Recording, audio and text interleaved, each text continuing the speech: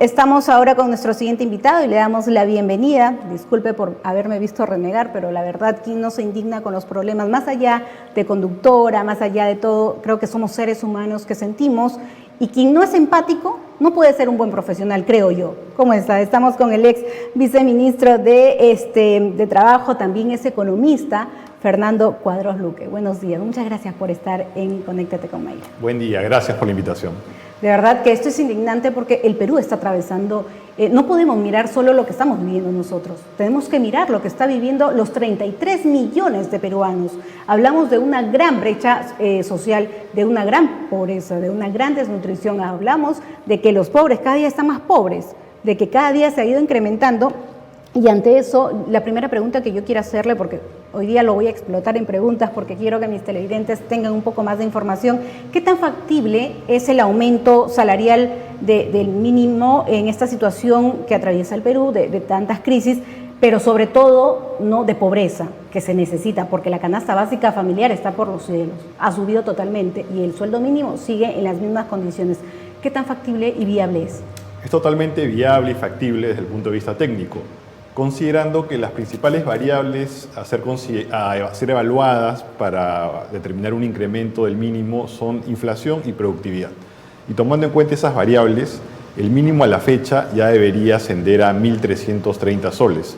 Tenemos un desfase del 30% respecto al... 1.330 soles. Ya. O sea, técnicamente es sustentable incrementar el mínimo hasta ese valor. ¿Por qué no se ha hecho? Entiendo que esta semana ya la presidenta va a anunciar el incremento del mínimo, ¿Usted le cree? según ha señalado el ministro de Trabajo. Bueno, dijeron que hacia finales de año, ahora que esta semana, yo entendería que sí, ya lo dijo el ministro de Trabajo. Dijeron que los Rolex era de UNIC. Ahora, habría que ver en cuánto lo incrementan, porque la última propuesta del gobierno fue de 105 soles. Lo había bajado. Que además bajó su propuesta inicial de 120 soles de una manera, la verdad, bastante extraña, ¿no? De un día para el otro, una sesión para la otra. No sé si subo algún tipo de presión, eso habría que verlo.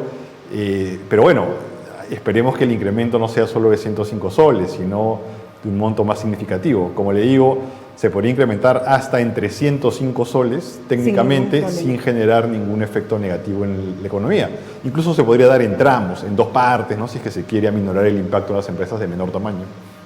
Perfecto. Ahora, otra pregunta que yo quería hacerle y que estaba anunciando en el código QR, y me gustaría que usted me dé una opinión o quizá un análisis de la situación económica.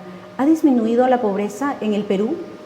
¿Cuál es la situación? Porque el año pasado terminamos en una recesión económica.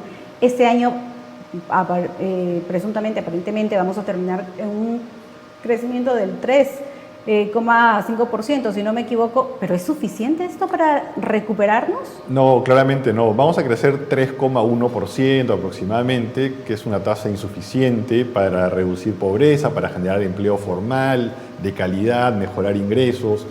Deberíamos crecer por lo menos a 5% al año, ¿no? Para tener realmente una mejora significativa en las condiciones de vida de la población. Lamentablemente, el año 2023 la tasa de pobreza se ubicó en casi 10 puntos porcentuales por encima del periodo prepandemia, del 2019. Sí. O sea, volvimos al mismo nivel de la pandemia. Entonces, peor, ¿eh? En la pandemia subimos a 30%, sí, de 20 a 30, y ahora estamos en 29. O sea, casi el mismo nivel. Y no tenemos pandemia. Exactamente. Y hemos sido solamente uno de los dos países donde hubo recesión en Sudamérica el año pasado, Perú y Argentina. O sea, que acá no se le puede echar la culpa al contexto internacional, ni a la pandemia, ni a nada, sino a una mala política económica del gobierno, que enfrió en exceso la economía y nos llevó a una recesión del 0,6%. Eso evidentemente ha llevado a que la pobreza crezca. Tenemos un 30% de pobres monetarios prácticamente, a lo que habría que sumar un 30% de no pobres vulnerables. Exacto. Exactamente. Eso es lo que le iba a mencionar, ¿no? Y esa es la preocupación. Y yo quiero también hacerle una pregunta que a mí me interesa mucho, porque quien hace el Perú, de donde proviene la economía del Perú, son de las pequeñas empresas, de las microempresas, ¿no? Es el 98% de las pymes que contribuyen al país, pero también de la agroexportación. conozco la selva, y la verdad que estoy enamoradísima de lo orgullosa también que estamos, de cómo exportamos café, cacao, y somos uno de los grandes exportadores de uva ahora en Ica, ¿no? Pero tenemos también algunas trabas, y yo quería referirme justamente a eso, la ley Klimper. No fue debatida dentro del legislativo que terminó el 15 de diciembre, ya sabemos la modalidad del Congreso, se la llevan a la Comisión Permanente y ahí ya la manejan como ellos saben hacerlo muy bien, pero me gustaría saber cuál es la afectación, si existe alguna afectación de esta nueva ley Klimper 2. Sí, tiene una afectación importante para, digamos, la caja fiscal del país. Nuevamente se quiere dar beneficios tributarios enfocados fundamentalmente en grandes agroexportadoras que no requieren de este apoyo, no es un apoyo para MIPES, para pequeños productores. Sí. Eso es falso, eso es una máscara, digamos, que se utiliza para seguir con lo mismo. Entonces estamos hablando de un costo fiscal de casi 2.000 millones de soles al año, si se aprueba esto, que son 20.000 millones de soles por el periodo de 10 años que duraría. En principio, porque seguramente si se apruebe esto, pasan 10 años, se van a querer extenderlo por 10 más y así sucesivamente. Porque sería del 2025 al 2035, que prácticamente esto significa la reducción del impuesto a la renta del 15% de lo que estaba en 30%, ¿no? Entonces, ¿por qué ayudar tanto a las grandes empresas cuando debes ayudar, en este caso, por ejemplo, a los pequeños agricultores, a los agricultores familiares? ¿Por qué ayudar? Igual fue en la época de pandemia, se dio el Reactiva Perú a grandes empresas que ni siquiera muchas de ellas no necesitaron, clínicas no necesitaron, porque fue el negocio del momento. Y al pequeño empresario y al microempresario, ¿quién vio por ellos? Sí, bueno, Reactiva Perú, digamos que esos 60.000 millones de soles eran necesarios para evitar que muchas empresas cierren. Quizás se pudo poner más énfasis en que estos recursos lleguen a las MIPES. Exacto. Con mayor intensidad, pero creo que era una medida necesaria, ¿no?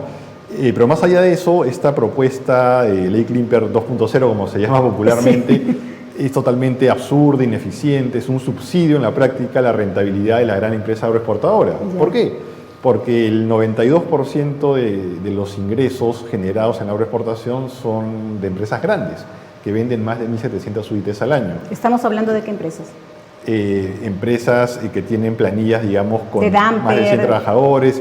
Está Camposol, Hortifruit, Drocasa, Damper. Hay 18 empresas agroexportadoras que concentran a la mitad de todo el empleo formal de la agroexportación. Es un sector altamente concentrado. Para que nuestros televidentes nos entiendan, esta ley es una ley que va a beneficiar a estas empresas que está diciendo el doctor Fernando, ¿no? Esta ley le va a reducir el impuesto a la renta al 15%.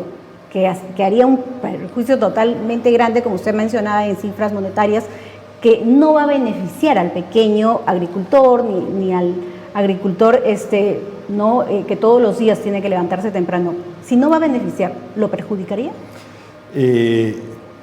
Lo deja en la misma situación, digamos, ¿no? Y ojo que no solamente es la reducción del impuesto a la renta del 30 al 15%, ajá, sino también hasta 15 o 16 medidas tributarias promocionales, 15, ¿no?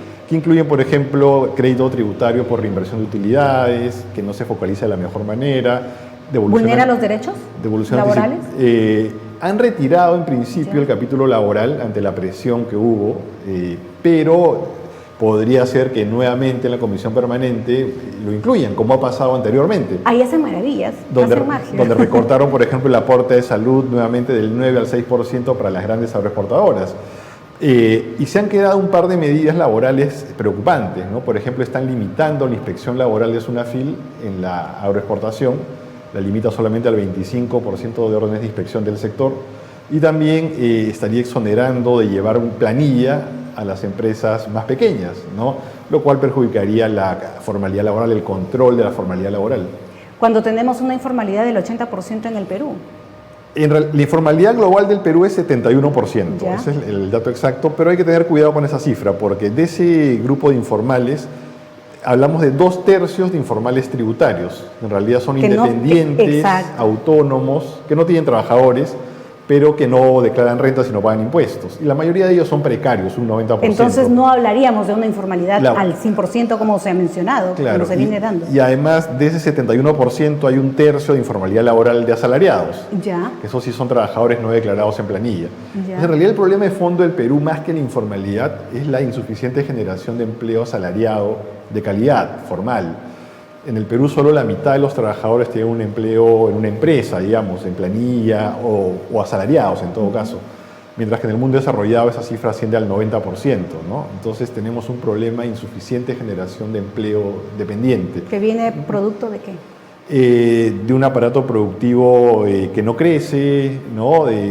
Digamos, la falta de inversión y sobre todo la falta de incentivos para la diversificación de la economía nacional y fomentar que haya una clase media empresarial importante que absorba una cantidad significativa de empleo asalariado formal. ¿Y por qué se produce todo lo que usted nos acaba de mencionar, teniendo un país como el que tenemos, con tanta riqueza, que son capaces otros países de cierta manera aprovechar esta riqueza?